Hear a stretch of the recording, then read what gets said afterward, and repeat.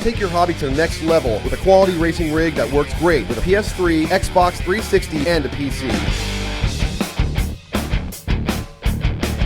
GT Omega Racing Simulator is compatible with a wide range of steering wheels including Logitech, Fanatec, Thrustmaster, and more.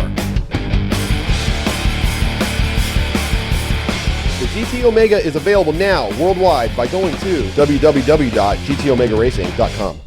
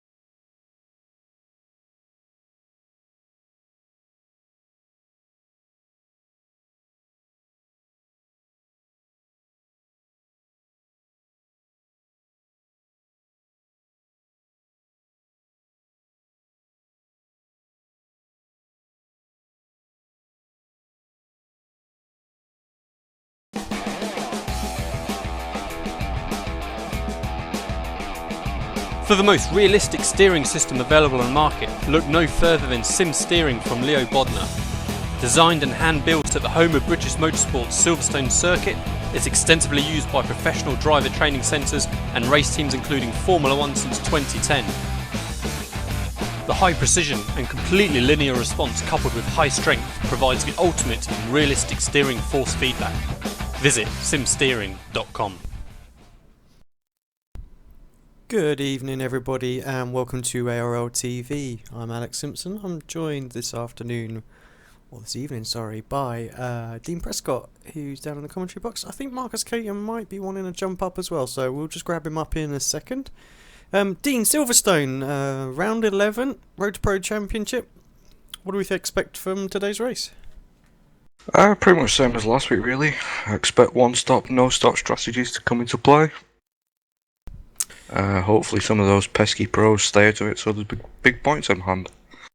Yeah, definitely looks like there's a few. Looking at the split at the moment, we're just getting loaded in, but while we're waiting for that, let's just jump over to our friends at iRacing for this week's track guide.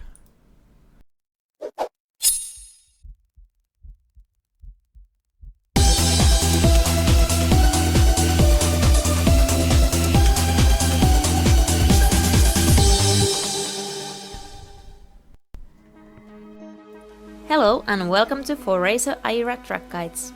In this episode we are going to have a look at the track which is called the home of British motor racing, and rightfully so, as it hosted the very first Formula 1 Grand Prix in 1950. The track was built on a World War II airfield but has seen many modifications afterwards, with the latest being the addition of arena configuration. We are going to examine the previous bridge configuration, which was raced on until 2010. The track by character is quite fast with many very high speed corners. There are some slower chicanes and hairpins towards the end of the lap, which makes setting up the car a bit tricky. Corners like Copse, Beckett and Stowe require absolute precision from the car to maintain the best speed through them, while Club and Lafayette section require a good mechanical grip. For this track we have Matti Pietilä describing the lap for you. Welcome to the show! Hello guys! How do you like the Silverstone circuit? It's a great track to drive, really fun and provides a good challenge. The first section is really nice because it's quite fast, lots of interesting corners there, Copse, you go almost flat out, then Maggots, Beckett's where you drop from 7th gear all the way to 4th gear, and all this while you're cornering and changing direction, then heading to Stowe corner where you're 4th gear and just pushing the car as much as you can. And the rest of the track is pretty slow, but it still has this natural flow, so it's quite nice. What are the best places for overtaking? Overtaking here is pretty difficult. Probably the best position to do that is entering the Stowe corner, but even that corner is taken on 4th gear, so the braking isn't that long there. There might be some opportunities entering Club, maybe Abbey. but that's about it. And now let's see the lap. The first corner is the cops corner, just a slight lift before the 50-meter mark and throw the car into the corner, use the curb on the inside and on the exit as well, going full throttle there. Going to the Beckett's complex, you might want to sacrifice some speed on the first few corners so you get the best possible exit speed to the hangar straight. This is pretty much the corners that make or don't make the lap, however you do them. Heading to the Stowe corner, brake almost at the same time as you turn into the corner, use the curb on the inside just a bit and on the exit as well. And then the club corner, brake quite early here as it's a really slow section, so you get a good line to the long right-hander and you get the best possible acceleration and speed to the following straight. The Abbey chicane is quite difficult as the track drops just a bit when you turn in, so the car might understeer and then go to snap oversteer again. Heading to Priory, use the whole width of the track and try to get a good rhythm going into the left field section. The car is really slow here, the rear wants to step out all the time when you go into the throttle. But just stay patient and smooth with your throttle and steering inputs and you should be just fine. Alright, there was the lap, hope you enjoyed it and see you next time. Bye.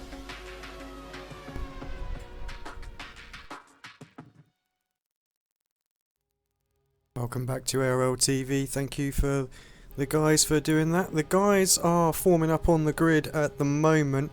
Dean, can you just take us through the top 10 really quickly?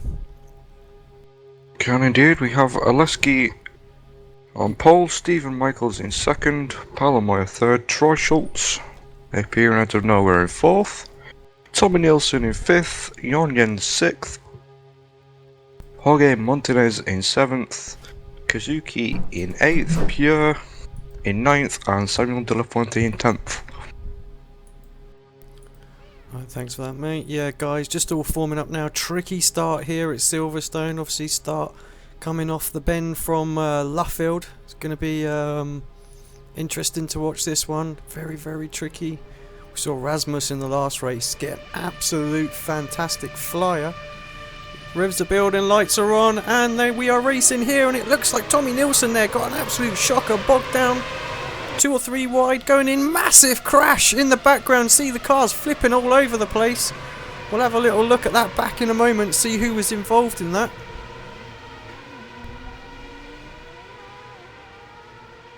Looks like it was just Richard Avery and possibly Matt Hannigan, maybe Frank Levick. But definitely one of the... Let's just take this moment just to bring Marcus up. I think he's going to help us out for this race. Oh no, he's in the car. Yeah, what's up, gents? Marcus doing a bit of in-race commentary. I'll tell you what, mate, I'll leave you for a little bit just to sort of settle yourself down a couple of laps, and we'll grab you back when it settles down. Marcus Caton there. You say that, he's just had a little bit of contact there with, I think it was Pierre. So that's Pierre down 2 places. It looks like it was Matt Hannigan and Richard Avery on the start that has had the contact. Yeah, and we've got driver off here. I'm not sure who that is. Like Steve Michaels again. It was actually Michaels who got bogged down, wasn't it? Not Tommy, sorry, calling it wrong off the start. Oh, Montanez up close behind him now. It looks like Jon Jens got a good start there as well.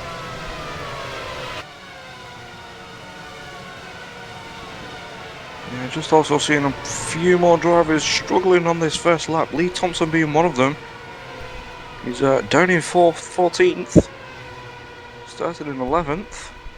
Yeah, let's just take a quick look at the standings as they're coming across now. You've got Lexi Usiakola leading the way, Troy Schultz in 2nd place, Paolo Mule in 3rd place, Tommy Nielsen up to 4th, Jon Jens in 5th, Steve Michaels 6th, Jorge Montanez in 7th, Samuel De La Fuente in 8th, and Kazuki Oshishima. Sorry, Kazuki, if I got that wrong. In 9th place. I think it's Kazuki's first race this week, so he needs to make that a good one as well. And then Marcus Caton rounding out your top 10. Yeah, so just things starting to settle down now. Still got Lee Thompson under some pressure. It's almost like we've got Montanez who's getting bags of pressure from Samuel. He's gone wide as Montanez. Yeah, Samuel up the inside. Very good move there. Kazuki trying to get in on that action as well. Looks like Montanez has kept it though. Samuel running a little bit wide, having a look around the outside. Looks like he's got the run. Looks like he's backed out of it for turn 1. He's still hounding the back of it. Montanez may be backing these guys up. Tricky to get your line sorted, especially in the dirty air. Through Maggots, Beckett's and Chapel, and here we go down Hanger Straight. The tides have turned on Samuel. He's now under pressure from Montanez. Not Montanez, it's Kazuki, sorry. Kazuki round the outside. Yeah, great move there. He's managed to pull it off. Samuel trying to duck back underneath, looking both which ways. Underbreak. Just in the background as well. He's going to have the inside here for exit of Club Corner. Fantastic driving. Yeah, I thought we might have had a bit of contact. I saw a little bit of smoke popping up, but looks like both drivers made it through cleanly. Looks like Marcus survived also. Just allowing this little battle is allowing Montanez to pull away from these two. Montanez again wide, going through the final sector. Very tight, close race in this.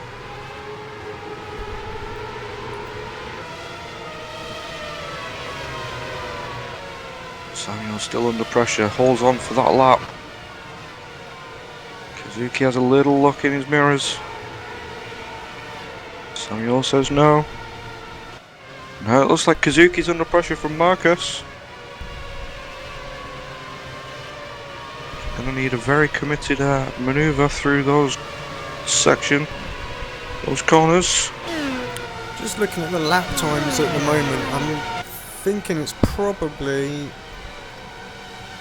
Jens and maybe De La Fuente. I don't know with the overtake going on, but Jens definitely looks like he's on a no-stop strategy. So all these guys behind him at the moment are going to need to get up to him and get past him. Looks like this little battle settling down. Marcus still lurking in the background. Samuel looks safe for this lap at least.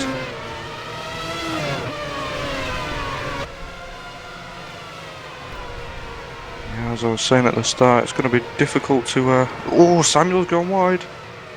It's going to be difficult to pick out the one-stoppers to the no-stoppers. It takes about 25 to 27 seconds pit stop.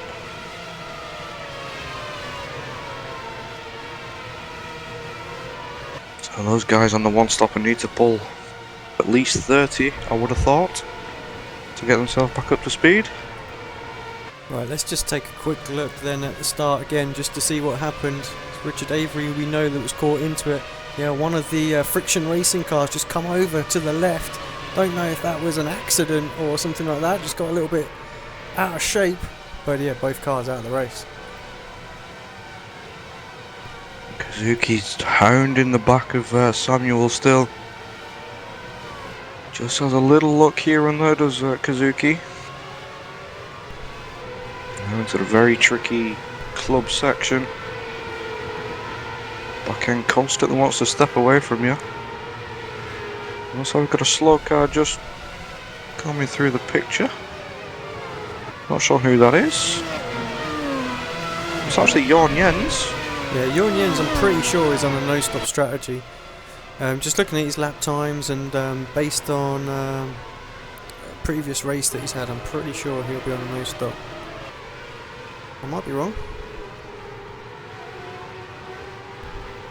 Does seem to have picked up the pace quite a bit from earlier run, so maybe he's decided to change up as well there. It's definitely like Montanez passed, and Montanez is pulling away. He's gone wide, he's lost it! Marcus just about gets there. Samuel, I think, that doesn't hold it. He does have a spin. Lots of drivers going to slip by here. Yeah, Looks like Samuel might have got away with no contact from the wall or anybody else. Just check in very quickly while keeping an eye on this battle just with the leader. He's building up a pretty healthy lead now, 2-3 seconds ahead of Troy Schultz here. You can see just in the background going through Abbey now, so quite away of this main pack that we seem to be following. And that little spin from Jan Jens has bunched these three guys back up again. Kazuki, Marcus and Javier. Well, the main people who lost out on that one, you've got Jens down obviously to 14th, but Samuel de la Fuente as well down to 15th, so not good for him. He of course got the points, some decent points earlier on, finds himself top of the championship at the moment, so he's doing a fantastic job, and I would say with 1800 points his pro licence is now locked in. Just on board very briefly there with Lee Thompson, another driver I think has locked in his pro licence for the 2013 Pro Series. Currently running in 12th. Just got LJ in front of him. He'll not be too happy with 12th Lee, but he's already got his 200 points. Yeah, he's got Frank Levitt behind. It's important for him to keep Frank behind him, of course. Frank is in the hunt, and he won't want him to jump him in the championship, so be trying to defend quite hard off of that one. Yeah, I got Javier and Marcus Caton still battling at it. You had a little look just off the hanger. I thought better of it, but give Marcus a little bit of breathing space. And like you say, it's Lee who's now coming under pressure from friction racing of Frank. As LJ runs a little bit wide, can get away with it just about. It also looks like the two Twisted guys are battling hard at it, Tommy Nielsen and Stephen Michaels.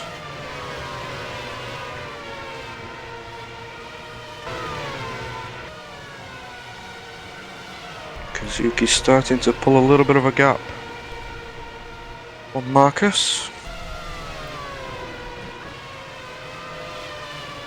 While Oleski's just starting to pull away even more so. 120.7 that last lap. That's already lap 8. Looks like LJ made a little mistake. He's going to have a whole gaggle of cars coming up, and actually looks like he's got a bit of front wing damage. I'm not sure if we missed something there. He's gone wide, he's got another one coming through. That's Samuel. Yeah, he's struggling big time out there now. Yeah, front right wing damage. Let's see if it's just a graphical or... No, he's definitely a lot slower than normal. Definitely fighting the front of that car, and Samuel's having a look up the inside of Jan Jens. Oh, LJ spins in the background. Looks like front Levitt losing out 2 places. No, he's got one. Oh, Samuel switch back. Gets it done up the inside. Yeah, just missed that for a second while cameras are going all crazy, so let's take it back and have a little look.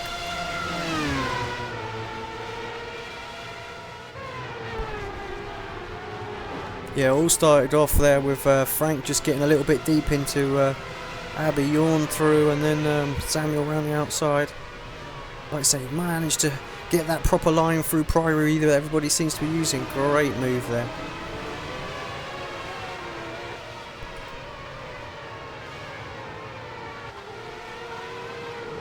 Managed just to get it slowed down as well. But Samuel's definitely hunting for some blood. Yeah, LJ down to 18th place now, so struggling out there. Doesn't look like he's pitted. We've got Not Justin sure if he's on the Lindsay one stop. coming under a little bit of pressure from Christian Tattenhall, I saw there. Surprised to see Christian all the way down in 17th place. Yeah, I think Christian's not had much luck in the previous 2 races he's been in. So maybe just starting at the back to try and avoid everything. Yeah, Justin's definitely under some pressure. Again, Justin, not sure if he's on a one-stop or a no-stop. Looking at his pace, possibly a no-stop. Got a car off. Yeah, lots of. I'm not sure what happened. There was a car off, and then looks like Justin had to fight to save the car all of a sudden. Loses that front place to Levick. Tatton, huh? Yeah, he's lost one but gained one, so he's actually not moved on track. But yeah, that was Frank Levick. Justin saying it was a lag spike that he had, so interesting to see. That's Tatton Hogan to 15th now. Chasing down Anthony Kopeck. We've not seen much of in the top split of recent.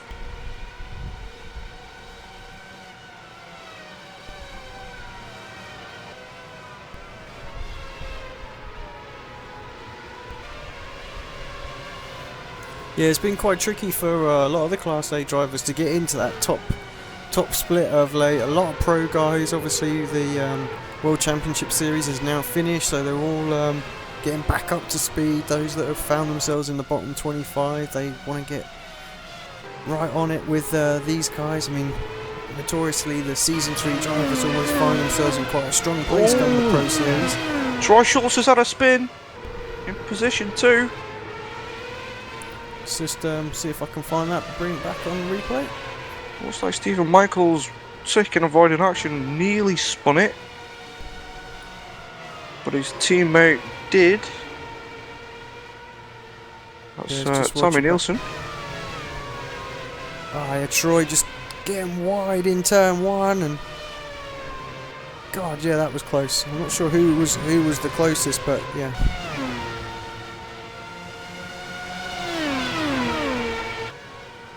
Yeah, Troy definitely tried to save it. Noticed he could get it back round. Finds himself It's, down in 4th place now, following that. Yeah, and Tommy Nielsen must have saw that as he was coming round and thought, oh my lord, he's had a spin as well. Yeah, it's particularly tricky corner. There's really, I mean, when you commit to the corner, there's one line and that's it really. So, yeah, he wouldn't have wanted to see that, I tell you. With Thompson coming under a fair bit of pressure here from the GT Ross car, Samuel De La Fuente, these guys fighting it out for the number 1 position in the championship at the moment. Yeah, Lee won't want to let him pass, but look, definitely looks like Samuel's on the one stop. Yeah, Tommy Nielsen down to 9th place following the spin with trying to avoid Troy. We've got Samuel going wheel to wheel with Lee. Has a look around the outside now. Thinks better of it. Best place really is the exit of Chapel down Hanger Straight. Yeah, Stowe corner. Very tricky. I mean, there's not much of a braking zone down there, but if you can get enough of a run, get a wheel alongside, so you can take it either way, up the inside, round the outside. So it's a great corner. He has a look now at the inside. Again, thinks better.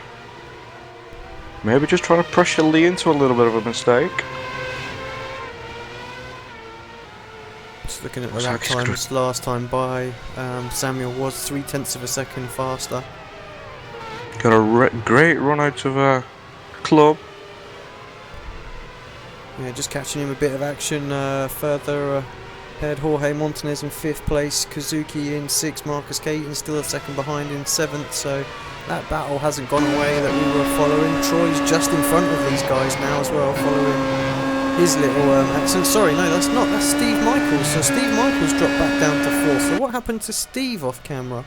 Obviously Troy back in 3rd place. I thought Troy had got himself past. Let's just have a quick look back. Yeah, Steve definitely got around him.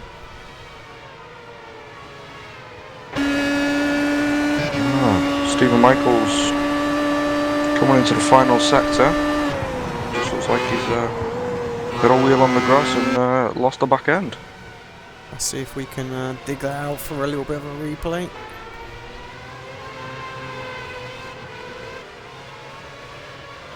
Yeah, Montanez getting very close to the back of him as well. Got another spinner there. Not sure who that was. Yeah, just watching it now through Priory. Strange, actually. Very, very strange spin. Almost looks like it was just sort of more bumps related. He didn't really catch the grass per se, did he? Because everybody used that runoff area.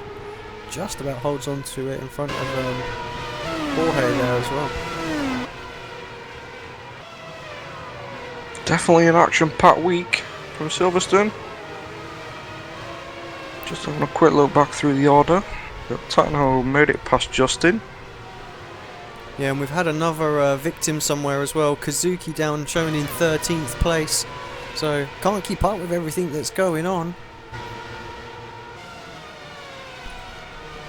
As I take the decision to switch it to the crash camera, being that there's so much happening here and there. So, Kazuki behind these two. Yeah, not sure where Kazuki's lost it.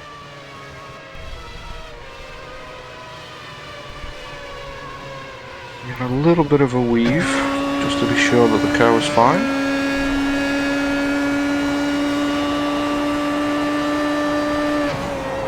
He lost it when just out of the hanger straight.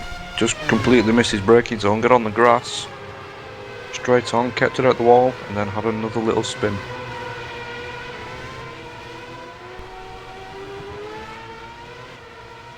Again, he's already right onto the back of Lee Thompson. He's going to be thinking, what on earth have I done to deserve all this pressure?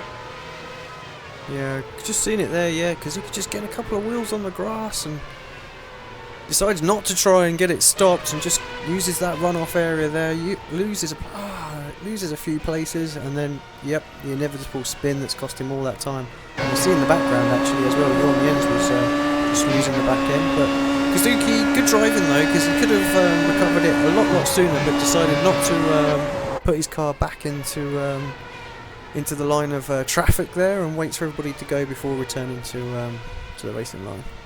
And he's just made it past Lee Thompson into turn 1. So he's We've got back up Spinner into in 11th. the background as well. I don't know if you saw that as well. Just seeing who that could be. It's Eunice Nikarainen. Looks like he's got a new team as Eunice. Yeah, looks like the Radicals who he's joined. That's some good news for Eunice at least. Yeah, nice to see him part of the team. Just have a quick look at that. Sorry, Eunice, we saw it, we caught you, so gonna have a quick look going around turn 1. A lot of drivers caught there again, just running a little bit wide, getting on that bumpy part of the track, the AstroTurf there. All kinds of out of shape.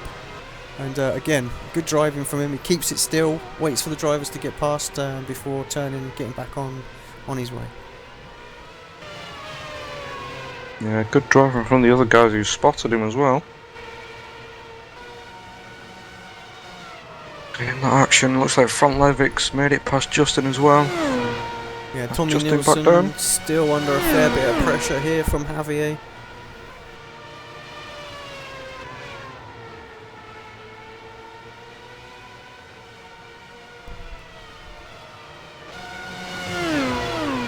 And all the while, Oleski, has a little bit of a moment.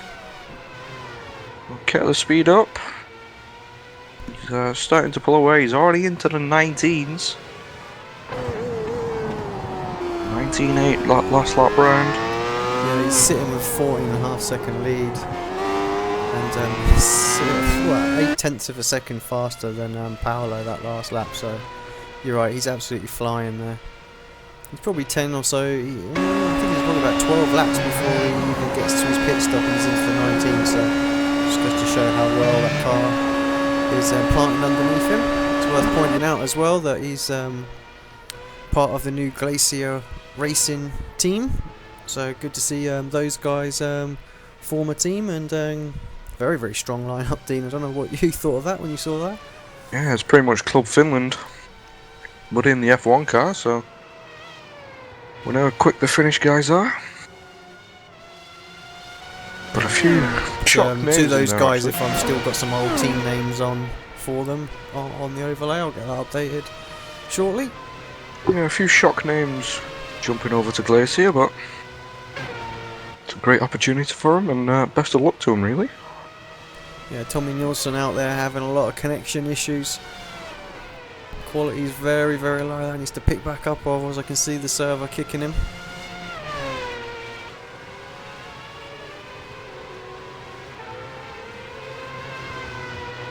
Yeah, just having a quick look who's the quickest, obviously other than Oleski. Looks like it's Troy Schultz who's pushing forward. Maybe that little spin woke him up, thought, right, okay, come on, calm down. Yeah, slowly closing the gap to Paolo in front of him. And talking of closing gaps, Samuel De La Fuente closing in on Jorniens here.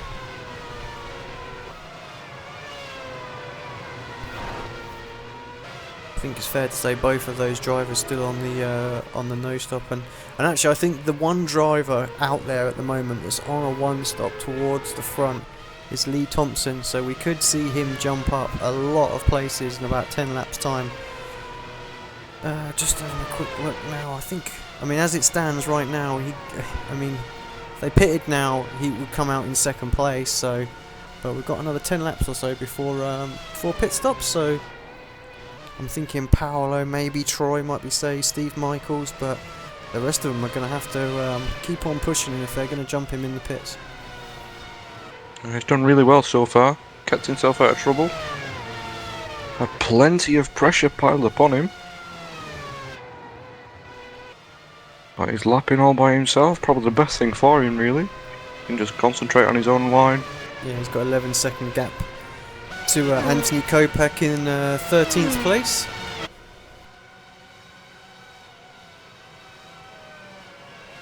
Just having a look at a 2 friction racing car. Oh, we were. Oh no, and we're back. Christian Tattenholm, Frank Levick, 14th and 15th. I think there might be another couple of drivers that will be on the no stop.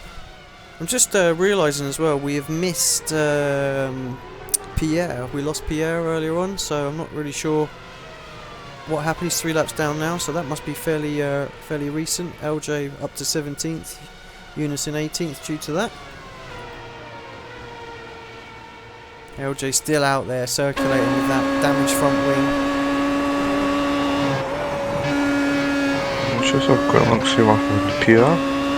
Just worth him perhaps jumping into the pits. I know he was on a no stop anyway, so just thinking, damn, that's the one problem with a no stop, is that if you do get that wing damage and need to get it repaired, it's going to cost you big time.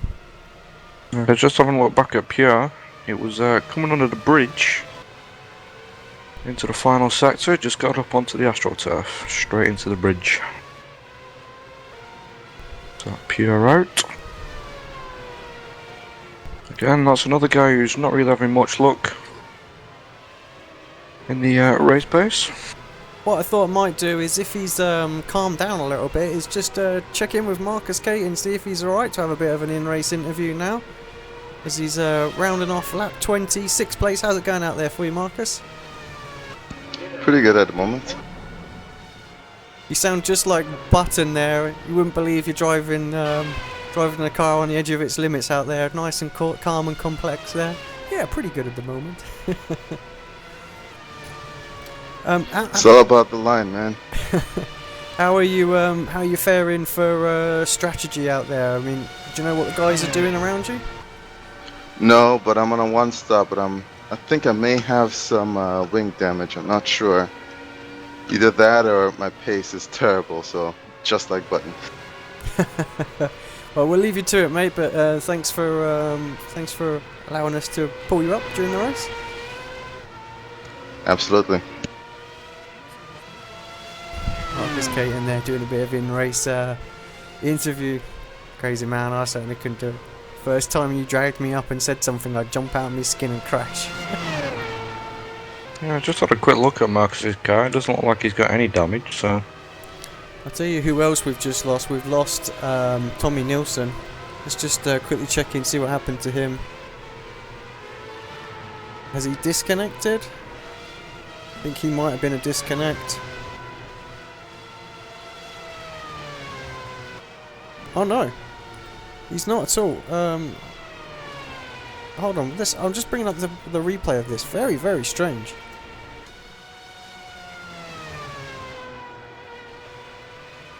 He's coming down out of turn 1 through to the Beckett's Chapel Maggots complex, and his motor just starts smoking, gives out on him. So just a random failure there, completely pop.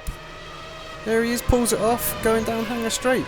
Very, very odd. We don't see many of those. They do happen, but yeah, he must have whacked some sort of curb or something like that earlier on in the race.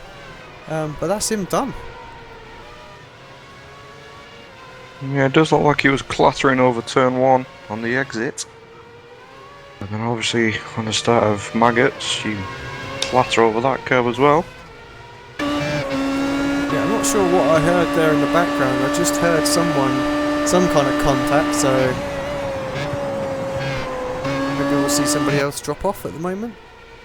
I've also noticed as well, Kazuki finds himself back down in 11th, and Lee is got back ahead of him, so in fairness, it might actually have been Kazuki that that had the accident that we heard, so let's just take a quick look at that. Yeah, Kazuki's gone missing. We've got this another little battle here as well, Alex, with Anthony Kapak. Check in on that in just a second, just watching what happened to Kazuki's. He's rounding, coming out of Stowe, breaking down into Vale, just clips the curb on the inside, and then it just, I have to say, it looks like, do you remember in Interlagos when his screen went blank? And all of a sudden he just wasn't, he didn't steer, he couldn't do nothing. I have to say, it looks exactly the same as that. All of a sudden, no inputs or anything, he just sort of went straight, bang, into the wall. Yeah, it still looked like he had a bit of steering input on that, but it definitely looked like he didn't know where he was going. Got front legged looking around the inside of Anthony. Looks like he's got it done. Fairly easy actually, down Hanger Straight. Anthony give him quite a fair bit of room going up the inside there. Very easy to cover that off, but as we said earlier, you can make the move around the outside. Just as we thought at the moment, fastest guy out there is Alexiusi Yakola, 119.5. Paolo in second place with a 19.8. Troy Schultz in third. Kazuki was the fourth fastest guy out there until he had his moment.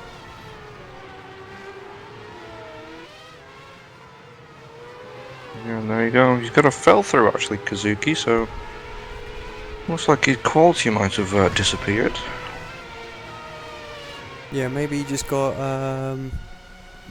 disconnected then. And on the server we just see it as him driving into the wall. Yeah, good to see Montanez on such a good pace as well.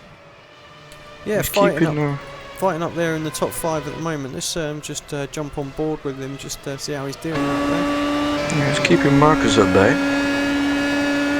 Well, obviously Marcus thinks he might have a bit of front wing damage.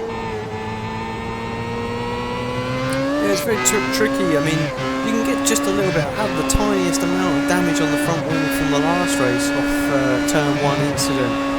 So 0 times, just enough. It wasn't really affecting straight line speed, just a K or 2 here and there, but through the S's it felt like it just had an absolute shed load of dirty air, so I was perhaps about 3/4 of a second lap down, so if Marcus is feeling that at the moment, then I can understand why he's struggling out there. It looked like Marcus picked up 8 tenths on him in that last lap. So I don't know if Montanez had a little bit of a moment somewhere. Yeah, 121.0 compared to Marcus's 120.2. Samuel De La Fuente's made it past Jon Jens somewhere. Looked like it was possibly quite recent. But Jon Jens still lapping the 21s, and quite a high 21 as well. He has been a lot quicker than that. His fastest lap at the moment was a 1:20.4, so I'm thinking that's just a bit of a bad lap for him. Someone who is lapping quite quickly, if the Aaron and no stop, is Frank Levick. A 1:20.6 on lap 24. Yeah, that's a hell of a time that is, so keep an eye on Frank. Might come strong towards the end of this race. Seems that they've got the bad luck at the minute as the friction guys. Yeah, just on board here with Troy Schultz. So recovering after his spin, finds himself in third place, not too far behind Paolo. Perhaps going to have a run at him towards the end of the race. But a driver that has not too many things to worry about right now. Next to UC Yokola, out in front, 14.4 seconds last time by, so absolutely flying.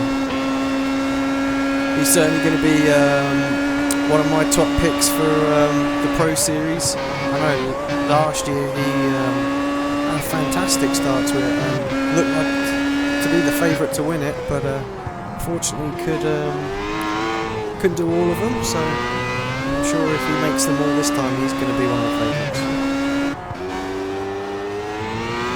So I seem we've lost LJ. So as I was flicking through the order. Not sure if it's the front wing that's just given up on him, or he's just given up on the car, to be honest. Down in 15th, probably thinks he's not going to get too much more out of it. Steve Michaels in 4th place, working his way back towards Paolo and Troy after his terrible start that he had.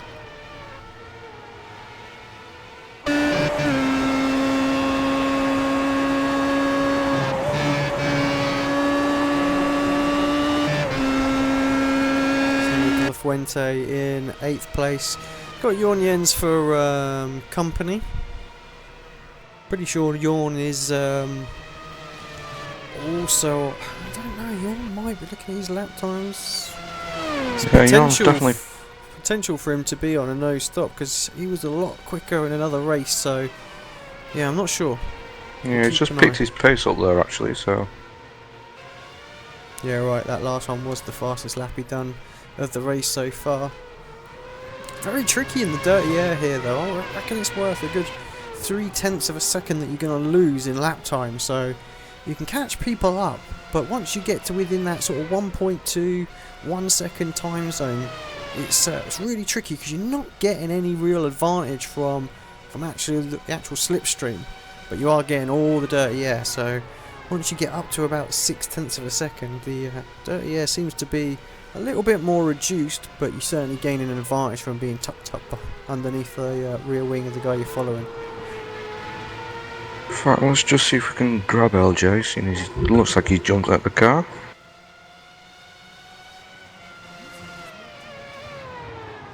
Good evening, LJ. Notice Hello. You've jumped out of the car. Any particular reason? Oh, my ping is just so high. I can't really drive with ping over 3,000 because this car is just doing barrel rolls and all that over the track. I mean, I think I got some damage somewhere on the start, but I think that was due to my ping as well because there was cars going around on 2 wheels. So. Yeah, you certainly did. You had some front wing damage there. Yeah, I'm not sure what's causing it actually. I mean, it settled down a little bit as I got into the race, but yeah, I mean, it was still up in the 800s and stuff, so not really safe to be racing around many people anyway, so.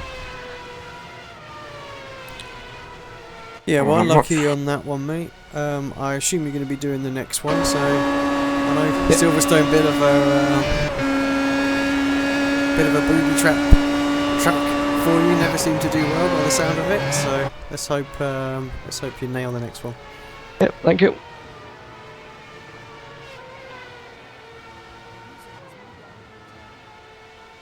So it looks like things have started to settle down.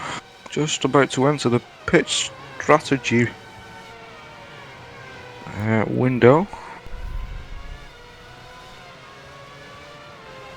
And that seems the first one to jump in. Yeah, lap 28. I think most people have been going to lap 29, haven't they? 29.30. Actually, I might think about that. I think in the last race, Jorge went to lap 28, so I expect him in anytime soon.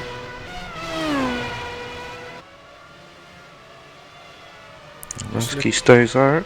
Looking at the last time by Paolo, just able to pull away nearly half a second from, well, over half a second from Troy on that lap. So it's interesting because Troy was definitely faster earlier on with the car being a bit heavier. So just goes to show perhaps the differences in the setup there. Yeah, so the top 5 has stayed out. Top 4, sorry. And in comes Montanez. So Montanez is the first one to jump in. That's going to release Marcus Caton. Yeah, looks like Javier come in behind him as well, so Del Fuente and Yon stay out. let's just check in with Lee Thompson, see where he is, if he's going to get the jump on Montanez. It's going to be quite close. He's coming around Luffield now. Montanez still sat in his box. I think they've just set him down, so looks like Montanez has taken tyres. He's leaving the box now. Where's Lee? He's just coming around turn 1. It's going to be close, but I think he's going to get him. He'll carry a lot more speed down there, side by side they are. He's just come out in front of him. Well, sorry, just come out behind him. Yeah, it'll be important for Lee now to keep the pace he is, maybe pick it up a little bit. Well, Montanez will be kicking himself. Why did I take the tyres? Yeah, see how he handles these. Surprised to see him take tyres. A lot of drivers opt into keep the same set of tyres now, the degradation be it so that we don't need to worry about that. And of course you have to warm these tyres up. It takes a good 3 laps to get the best out of them for the most part, so he's going to struggle for the first couple of laps, and Lee should find himself pulling away. Yeah, already Lee looks like he's got about a second and a half, maybe 2-second gap. Yeah, Javier come out in 11th place as well, so the pit stops starting to sort of mix this order up a little bit. Here comes Oleski putting a lap on Tattenho and Anthony Kopeck.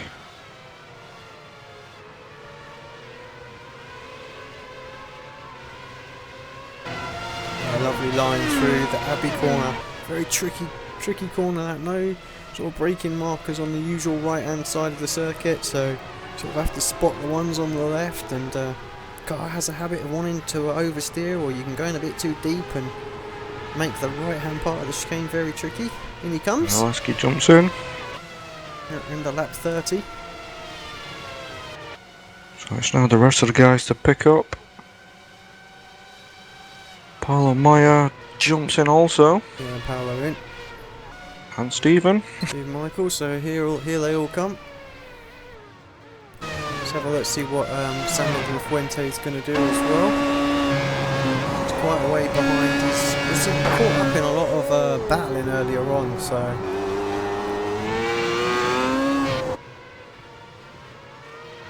he's running good pace out there. I'm pretty convinced that he's going to be coming in as well. Indeed he does. Gets it stopped before the commitment cones there. also seen Troy Schultz just behind the Troy's pitted as well, so I missed that one. Yeah, we just see Troy go around turn 1 there while we're keeping an eye on Samuel. I'm guessing Now Stephen Michaels, who's jumped Troy. Yeah, I was just about to say Lee Thompson as well past this. All of these cars actually. Marcus Caton comes out behind all of those guys as well, so. In comes Frank Levick, so Frank isn't on the no-stopper.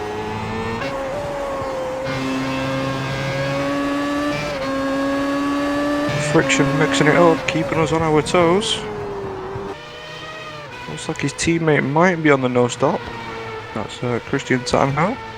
Still stuck behind Anthony Kopeck.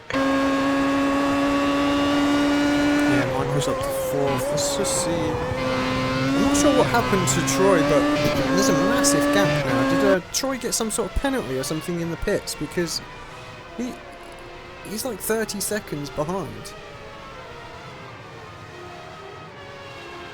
Looks like he's had a slow lap on his out lap, 144.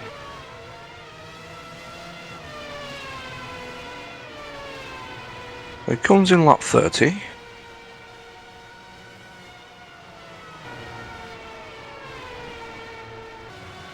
Has a clean lap round.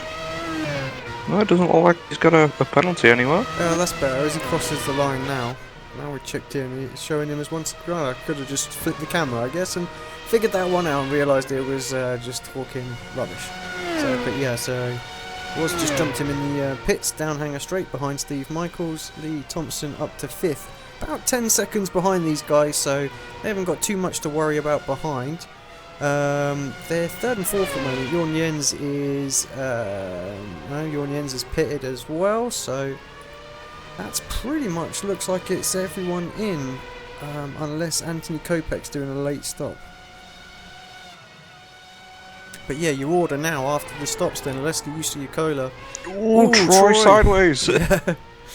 So Alexei Usyukola in the lead by some 12 seconds over Paolo. Steve Michaels in 3rd, Troy Schultz in 4th, Lee Thompson in 5th, Jorge Montanez in 6th, Marcus Caton down to 7th, Samuel De La Fuente in 8th, 9th place now Jorn Jens, and Javier is in 10th place. It looks like Lee's picked the right strategy not to fight these guys earlier on. Paid off for him so far, up in 5th. Yeah, been a lot of battling with these guys, and I think that's what's been slowing them down the most. So they've been fighting, making mistakes, dropping back, catching back up, and Lee's kept himself out of trouble and finds himself in 5th place, and hopefully with what will be a whole load more points than what he's already scored. Yeah, he's pulling away from Montanez and Marcus Caton behind as well. Yeah, Marcus slowly closing in on that Caterham car, and Montanez ahead. Yeah, he's just in that window of the dirty air that's not really helping him though. But Marcus, being the class of driver that he is, I'm pretty sure he'll cope with it. Yeah, exactly what we were talking about earlier on, that sort of time, about 8 to 1 second. You get a whole load of dirty air there. You can actually see it's affecting both of these two. There's Samuel De La Fuente just behind, his last lap was a 1:20.7. Yeah, Jorge was saying in the last race actually about drivers being fast in the second stint, and I think it's pretty clear why now, because everybody else is taking tyres. He's not caught on that little trick yet, and it's fair to say right now Marcus's tyres are a much better temperature than what Jorge's are, and they have still great grip. It just seems to be at the end of a run they're so much better, which is why we see these fantastic lap times now at the end of races. Yeah, sometimes quicker than the qualifying laps. Yeah, I think we saw Isaac this week. He did an 18.8 in one of the races, which would have got pole position. Marcus seems to be topping out. I'm not sure he's going to be able to get himself past Jorge, but Jorge makes a mistake. It's at the inside, he's going to make it happen. Jorge's going to hold it around the outside, but he's not going to have it for a club. Job done. Oh, Marcus gets a little bit twitchy under acceleration, but he's okay. It looked like both of them had the little moment. Marcus corrected it quicker, got the power back down. Yeah, I was just on board at the time actually. It looked just more like Marcus was just, he didn't really know where Jorge was going to go, so he was seesawing at the wheel just because he didn't know whether to go left or right or what. 10 laps to go.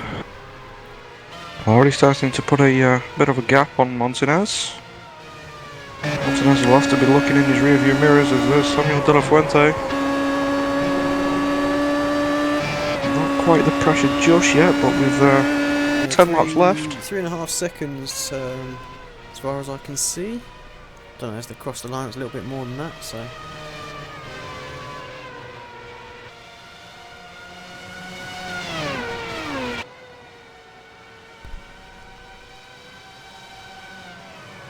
I have to say Montanez has had a great drive as well. I mean, he's opted to go for the one-stop strategy. He was pretty much mixing it the whole first stint with host of pro drivers out there, so not sure he's got enough points to get himself into the top 10 this season. He has only got 7 weeks counted, I think, so... We could see him flying up really quickly. We'll have to keep an eye on him. Let's have a quick look, actually. There's see a driver going extremely wide, just about. I think that was Eunice, was it? It was Eunice. Struggling out there, and he even more sideways. The camera just flips away, but that did not look like it was going according to plan for Eunice there through Beckett. Yeah, one today's only showing us 7 weeks counted. Including this week. Yeah, so he will get his 8 weeks in, but has he scored enough? Currently sitting 22nd on 1,237 points. Yeah, it's gonna get. He might get say 1,400 points, and a little rumour that there's a lot more pro licenses being given out this season based on all the people that aren't going to attend and that have retired from the World Championship Series. So could be as many as well, I think we were doing a count of people who said that they're not going to race. Could be as many as 14 or 15 guys getting licenses this season. That's yet to be confirmed, so don't quote me on that. Cut-off date is tomorrow, isn't it? For the actually, cut-off date is today, so if you're tuning in and watching this, it'll be too late if you've watched it on YouTube, I'm afraid, but yeah, check your email inbox. Shannon emailed everybody and said if you intend to race, you need to confirm and let me know, otherwise your license will be dropped, and that's pros and former World Championship drivers alike, so check your inbox, reply to Shannon.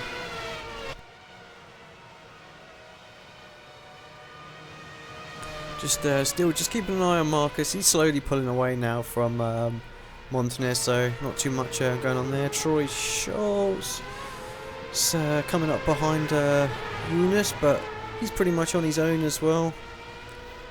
4 seconds behind Stephen and about 12 seconds in front of Lee, so...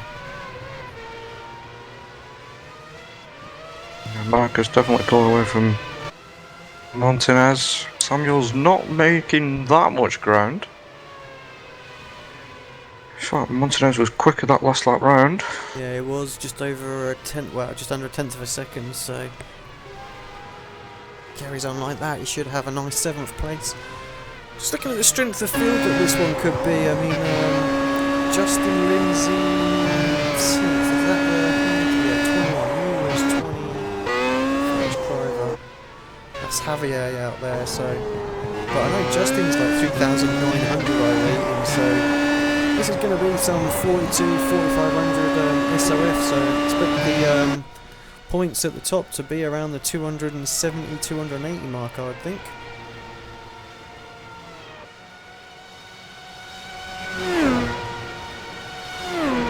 Yeah, it'd be quite a big strength of field.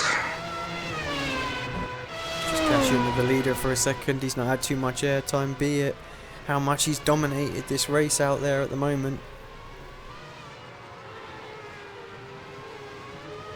But yeah, absolutely flying. Fastest lap he's done so far is 1:19.256. So last time by was a 1:20 dead, and what was this one as he just crosses the line back into the 19s with a 1:19.789.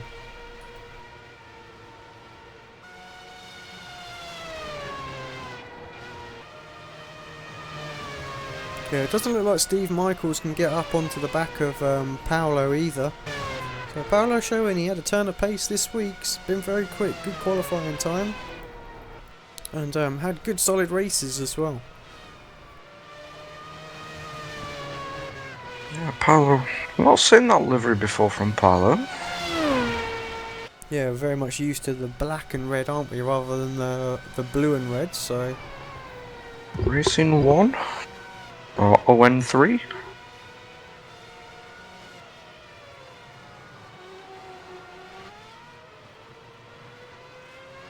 Stephen out there just trying to pump himself up. I'm sure the other drivers will love that.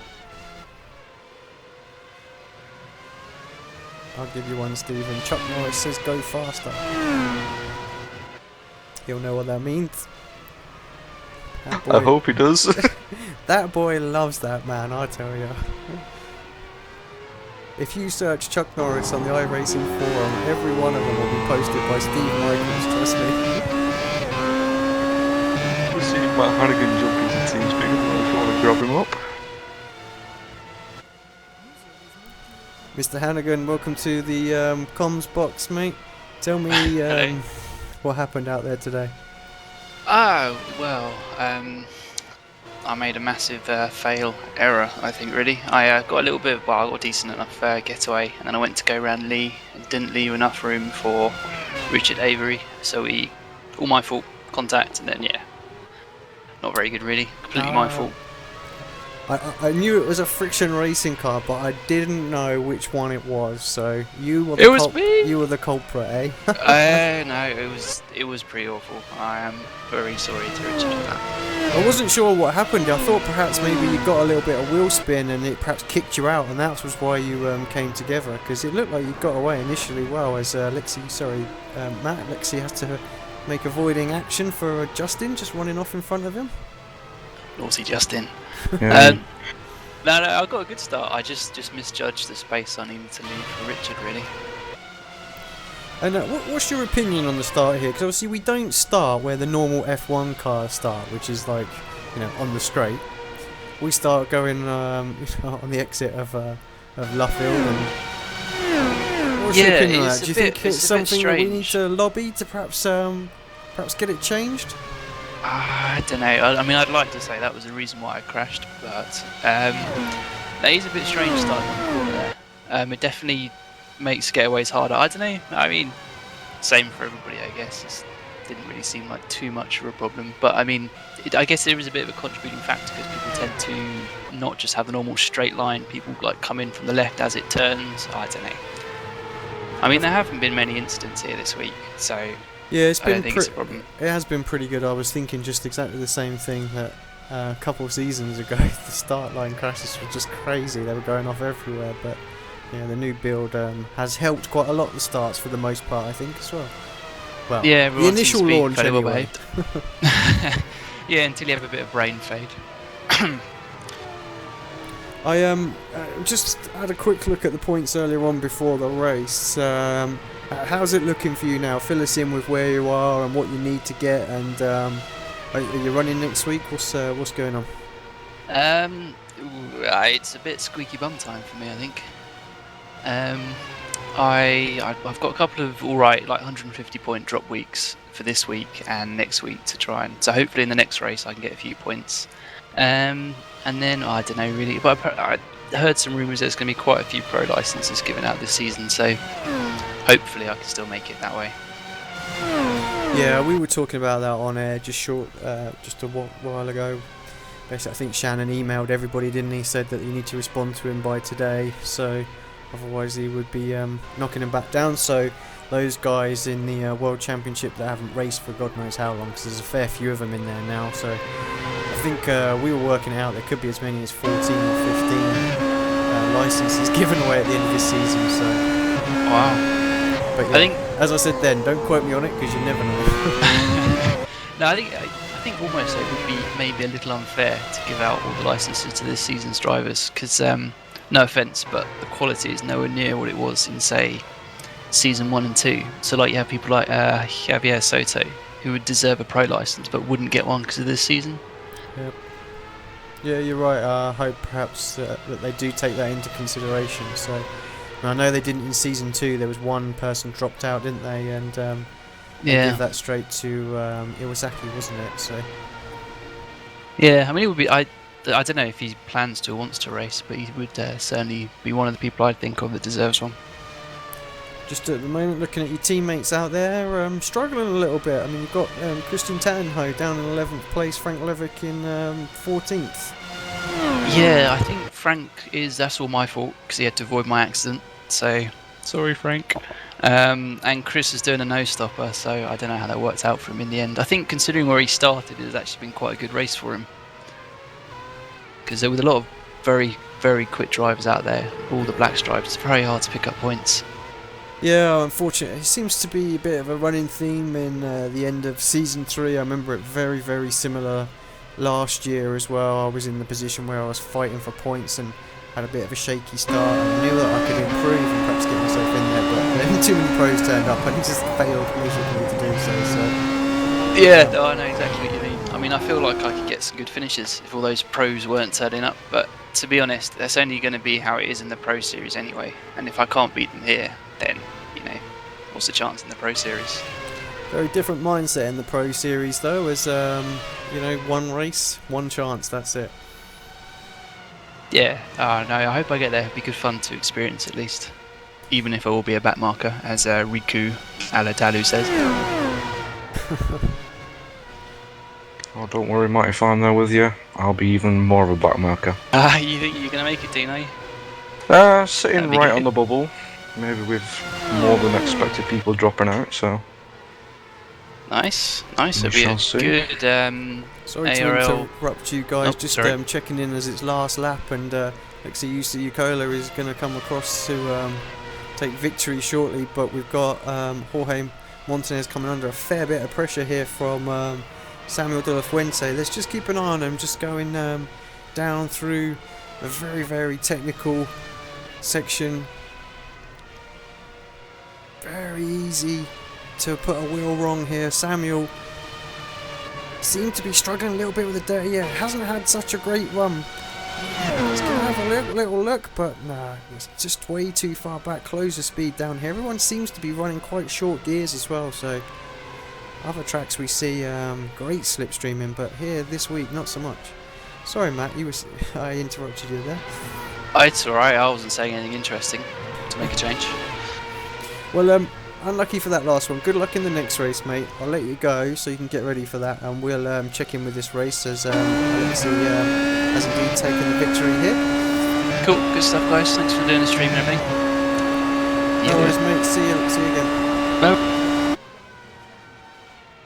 Alright, Lexi Ucola taking that victory. Sorry, we are a bit disorganised here. Paolo does indeed come across for second. Steve Michaels takes third. Troy Schultz in fourth. And Lee Thompson is delighted with a fifth place there. Played the strategy game absolutely perfect. Marcus Caton in sixth, and these two battling all the way up to the line, but it was indeed Montanez taking it by all of 0.2 of a second from De La Fuente. Unions comes over ninth. And Samuel's teammate Javier here in 10th place. This isn't Soto, who Matt was talking about, but is also these guys' teammates, so let's hope that he is earmarked with a pro license, because he would deserve one. Christian Tattenho coming across in 11th. Did struggle to make that strategy work, but Lee proved that you can do it. We did indeed. It looks like we've also missed a bit of action from Justin and Frank on the final lap. It does look like Justin kept hold of position 13, albeit a lap down. But wow, Alex, a very interesting, busy race at the start, and just seemed to drop off really at the end there. Yeah, I think once the pit stop made, everybody just seemed to drive away from each other, and yeah, nothing really happened too much. Just checking in on the points, it was a 4,500 strength of field as we thought. Let me see if I can bring it up here so you guys can have a quick look. Yeah, 4,500 strength of field, 287 points for UC Ucola, 272 for Paolo, Steve Michaels 258. Wow, Troy Schultz 243, Lee Thompson 229. He'll be delighted with that. That's a massive, well, it's not a massive improvement, it's 19 points, but still, it's an improvement. Marcus Caton 215. Montanez in 7th place gets 200 points. And Samuel De La Fuente improves his points total with 186, all the way down in 8th. So that just goes to show you the level of quality of that race out there. So fantastic from those guys. Lee, with that 229, does put a little bit more pressure on Samuel, so I think going into Motegi, those two are going to be fighting quite heavily for this championship victory. In fact, he has just jumped up into the Ready for Interview channel, so we'll grab him and welcome Lee to Comms Box. Hello, mate. Hello guys, good evening. We're just having a quick look at the points and saw that you got 229, so well done on that. That'll close the gap to Samuel. You guys obviously fighting for the championship, it would appear. Yeah, I think I'm going to have to cross all my fingers and toes and anything else that Sam doesn't really score next week and I can get some big points, but I think it's just out of reach, but you're right, it's tantalising. I'm glad to have gotten an extra 20 points over what I managed last night. You must be close enough to jumping me by now, I would think, with that points total. I haven't seen it, but it's got to be close. I think you're right, I think perhaps we'll be neck and neck. Oh, it's on, my friend, then, for the last round. Just tell us a little bit about your race. I mean, looking at the standings, you were the only driver in the top 10 to do a no-stop strategy here today, so just tell us what the challenge of that was. Well, first off, I got a bit caught out on the start in that, stupidly, I'd obviously done lots of practice for the start here, but I'd completely forgotten that if I was going to be back in the midfield, I'd be starting on that corner. So I had a really, really cautious start. I just didn't want to spin up the tyres. And then I think I haven't looked at the replay yet, but I think unfortunately then that helped cause Matt Hannigan getting caught up in the instant off the start line just because I was so slow and everyone had nowhere to go behind. So I'll have to have a look at the replay, but I'm sorry if I did contribute to that. And then after that first few laps, I just really struggled in the dirty air following Kiera Bitsu and others. Got caught out a couple of times at Brooklands running very wide, and then it was just a matter of just trying to get some consistency, not lose too much time when one-stoppers were trying to come past, and gradually I worked my way up the field. Came out alongside Jorge Montanez when he came out for his pit stop, so that was important that I cleared him and then managed to build a bit of a gap, as I think him and Marcus maybe made a couple of mistakes, and I had a couple of scary moments in the last 10 laps or so when I nearly lost it twice in 2 consecutive laps, entering Abbey Chicane. I just randomly struggled into there, but thankfully I managed to hold it together. Yeah, tricky corner is Abbey. Let's just switch focus to the last race of the season now, which is Twin Ring Motegi. What's your thoughts on that track? Obviously notoriously very, very slippy. Pretty much like Interlagos was, but the new build there was quite a big change. So what are we hoping for from Motegi then? Well, I think as you said there, really, number one thing is I'm hoping for it to feel a lot like Interlagos did at the beginning of the season. I've kind of not minded Motegi in previous seasons, but I've found it just so tricky getting on the power. That's where I've just lost all of my time. One corner in particular, I think it would be turn 4 maybe. Just lose bucket loads to somebody like yourself, who you'd just gain half a second coming out of the corner. So hopefully that's a bit different. And then all I need to do is what I've done again this weekend: try and score big points and hope that the pros steal all the points from everybody else, and maybe Sam has a tough week, and we'll see where we are. Yeah, well done again, and I think I can officially say you've scored enough points to get your pro license. You and Sam definitely are confirmed. I think Rafa has and Michele also joined in on that, so look forward to competing against you in the Pro Series, but best of luck for challenging to win the overall championship at the end of the season, mate.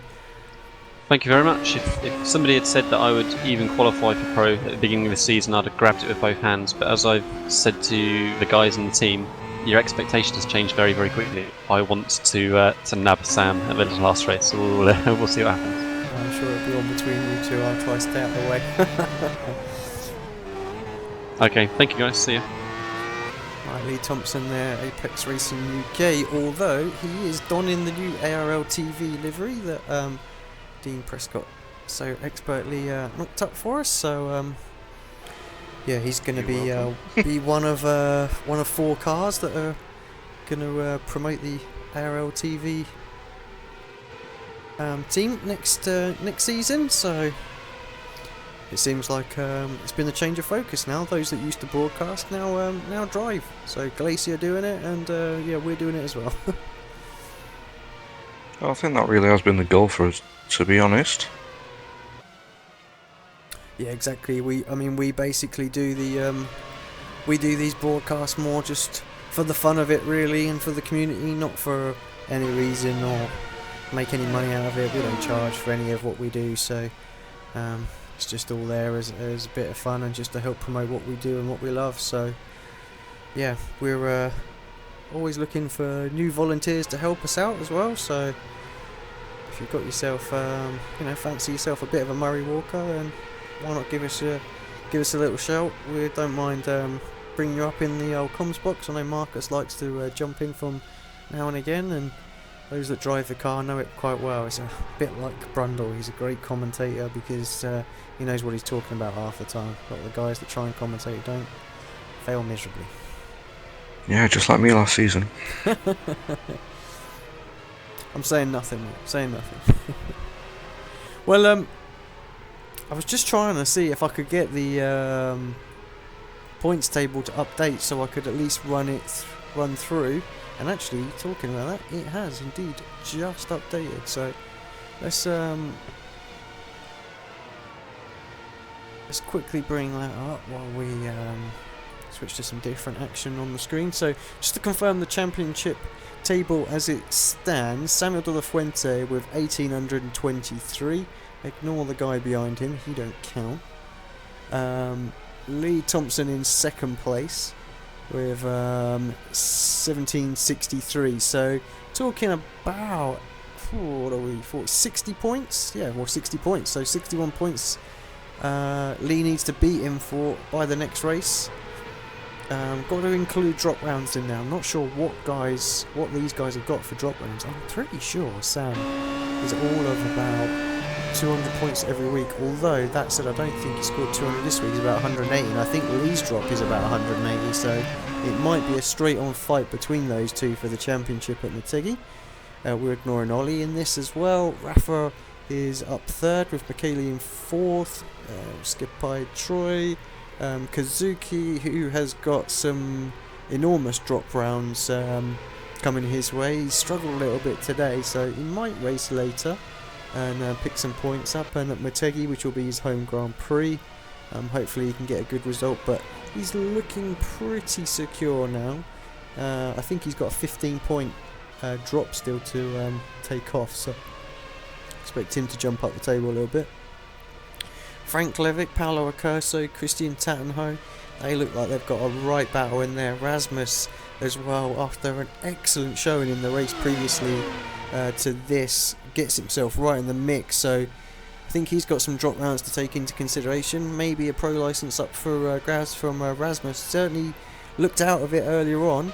Matt Hannigan, who we spoke to earlier on, he is literally 10th place at the moment. Javier as well in there, and LJ, who we saw have a bit of a shocker in that last race. So what are we, 1, 2, 3, 4, 5 pro guys ahead of LJ. So LJ is basically rounds out your top 12, and as we said, we could be looking at top 15, so that would bring Mohamed Patel and Jorge Montanez into the mix as well. And last of them could be Justin Lindsay as well. But that said, there's a driver on the brink, Richard Avery, with only 7 races. He could well jump himself up there. So yeah, I think those guys that are fighting for top 15 really need to try and get themselves a good race, because they could find themselves with an invitation to the pros in, was it 3 weeks time now? Indeed. Well, I didn't breathe through that lot. Dean, who's your driver of the day for this one, mate? Tough one. Lee obviously picked the right strategy for himself. Kept himself out of danger. Plenty of spinners here, there and everywhere, but Oleski, can you really fault him? No, not really. Led from start to finish. Fantastic drive. Fastest lap of the race, is it? Yeah, it wasn't actually. Troy got the fastest lap of the race. No, he didn't. Steve Michaels did. Sorry, with a 19.0. So Yeah, I don't think you can give it to anybody else really. You just controlled the race from the front. It'd be very biased of us to give it to Lee, although he did have an absolute fantastic race. So let's give Alexei driver of the day for the pros that are out there, and Lee driver of the day for the Class A fellas. Right, I think that just about wraps us up, mate. Like you said, a very interesting race to start off with. Died off a little bit after the pit stop phase. But that just seems to be the way of things now. Difference in strategy is very, very minimal again. I think Motegi will be more and more of the same thing. If you thought Silverstone was hard to overtake, wait till they get there. It is going to be so tricky. So it's all going to be about strategy there. So thank you for tuning in this week. We will be back same time for that. But from now, it's a goodbye from me. Goodbye from me. And we'll see you then.